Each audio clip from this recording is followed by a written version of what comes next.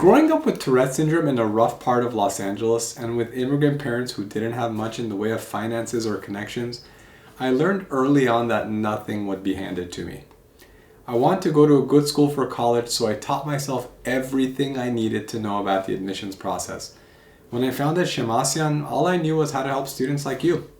I didn't know anything about setting up a website, recording YouTube videos, running payroll, or anything like that.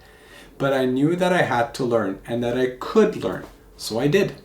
Rather than make excuses, I owned my actions. Let me run a few scenarios by you.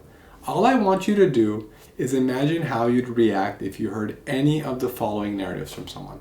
Imagine you're a medical school admissions committee member and someone essentially says, I know my MCAT score isn't great, but I'm just not a good test taker. Imagine it's your birthday and your best friend shows up an hour late to your party and says, I know I'm late, but I haven't been sleeping well, so I took a nap and I think my phone must be going bad because my alarm was so quiet I slept right through it. Imagine you're a tutor for a college chemistry class and one of your students doesn't show up to their appointment. They email you and say, I couldn't come to my appointment because I was too upset about the grade Professor Smith gave me on the midterm and I couldn't sit through a tutoring session. I just think the grading is unfair anyway, so I'm going to drop the class. In any of these circumstances, how would you react? You're probably going to roll your eyes at least once, yes? Maybe a bit irritated, frustrated, doubtful, puzzled. Even if you're the kindest, most patient, empathic, and unassuming person in the world with endless reserves of second, third, and fourth chances, you know that excuses aren't going to do anything for you in the long run. For example, you're not going to be able to change this person's MCAT score for them. You're not going to make up the hour your friend missed at your party or the time you lost waiting for someone to show up to a tutoring session they bailed on. So the moral of the story is, the excuse is just as useless to you, the recipient of the excuse, as it is to the creator of the excuse. In other words, there is no use for an excuse.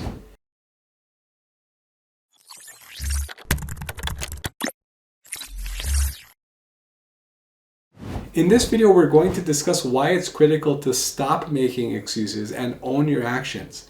This advice applies to all aspects of life, including your academics, extracurriculars, and the admissions process.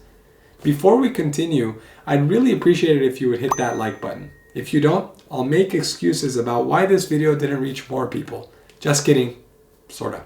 Alright, why am I talking about excuses? Believe it or not, excuses can often play a huge part in the medical school admissions process. Admissions committees can see applicants clinging to them like baby blankets. And it's understandable. The medical school admissions process is grueling. The competition is getting more and more elite, pressuring us to try and explain away any flaws in our armor. But rather than recognize the competition for what it is and develop into the strongest possible applicant, we make excuses. We even have other words for excuses like context or explanation. Anything to deny that we're making excuses. I get it. You want to anticipate any perceived flaw or weakness and explain why it's not your fault, why it's not going to happen again, and why it's just a strange fluke. But trying to convince others and ourselves of certain narratives only hurts you in the long run. It's not going to do you any favors. So, it's time to leave your excuses behind and take control of the medical school admissions process. Obviously, you know what an excuse is, but why do you use them? Excuses are meant to be safety nets, but they're ineffective ones. We think they're going to be there to offset the damage of a moment of weakness, a time when something didn't quite go to plan. But instead, excuses magnify any inability we have to be self-aware and willing to grow. Willing to be accountable and willing to change. Excuses can also turn into habits that are incredibly hard to break. For instance, if you're convinced that you're a bad standardized test taker, you might, consciously or subconsciously, put in less effort or simply go into the MCAT with a defeatist mentality. When your score is lower than you'd hoped, you think, see, I knew it. When we start making excuses, it's easy to keep making them and incredibly difficult to stop. And the thing is, at the end of the day, you really don't need them. When we make them, we're not drawing attention to any kind of solution. Instead, we're drawing attention to why we're making the excuse in the first place. And why do we make excuses? Fear, uncertainty, a dangerous cycle of self-comparison, and belief of our own lack. And why are these logics, habits, or characteristics you want to magnify? Instead, it's important to embark on the path to medical school embracing your own sense of control and power. You have the ability to tell your own story completely, to control your own story. This too can come in different shapes and sizes. As trite as it may sound, the difference between internal and external loci of control is akin to saying you control your educational path for someone else. It's important to claim your agency here and be accountable to both your success and your mishaps.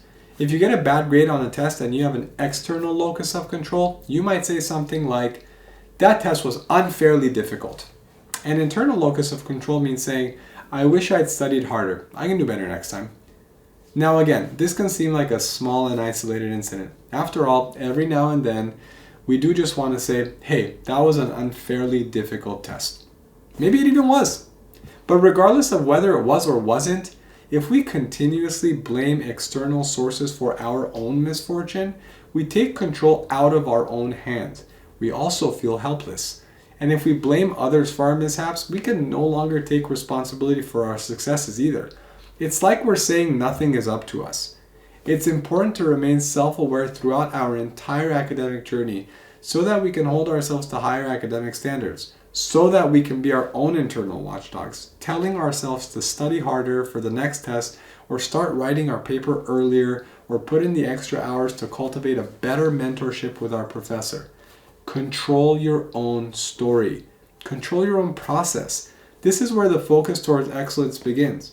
Any energy you spend blaming someone else for a mistake or a failure is time you take away from being accountable enough to say you need to sit down to do the work to improve yourself, which is something you can control. Think AAA for a moment with me. No, not the car service.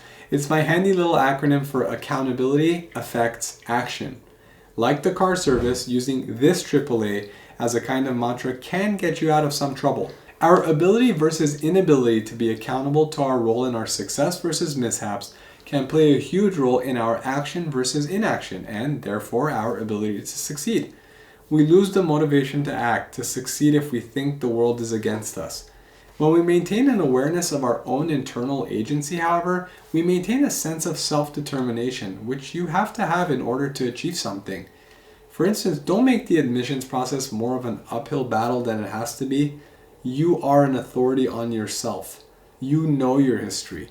And this history will include moments of trial and error.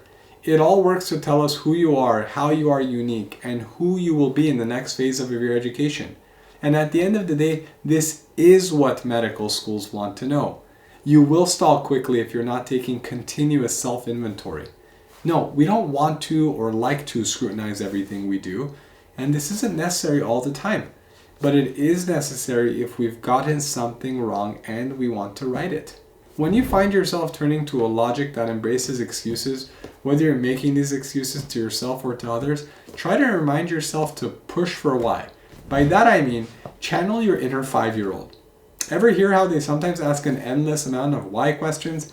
Why do fish breathe underwater? But why do they have gills? But why do they like it underwater? But why can't I live underwater with them? But why can't I have gills too?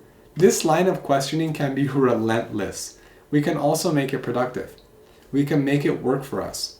When you find yourself making an excuse, ask that excuse why and keep asking. Why did I get a C+ on the test? Why was it too hard? Why did I find the chemistry material too hard? Etc. Keep probing. Keep taking self-inventory so you are holding yourself accountable and pushing yourself to be better. Again, be your own watchdog. Interrogate any argument you're trying to make that talks you out of putting in the work to fix something, because there's always something you can do.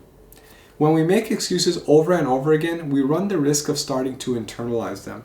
And this can turn our lives into a kind of funhouse mirror version of reality in which our own personal responsibility and sense of control is distorted and constantly fluctuating. And in the strict context of the admissions process, this only further distances those around us from getting to the bottom of who we are and how we've handled the scenarios we're excusing. It's always better to be confident in who we are, as imperfect as that may seem on the surface.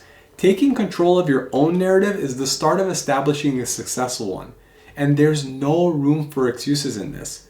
Speaking of no excuses, take a second to hit the like button and subscribe so you don't miss out on new videos.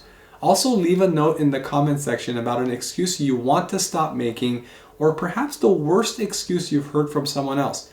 We'll decide if it's a good one. Spoiler alert, it's probably not. All right, see you next time.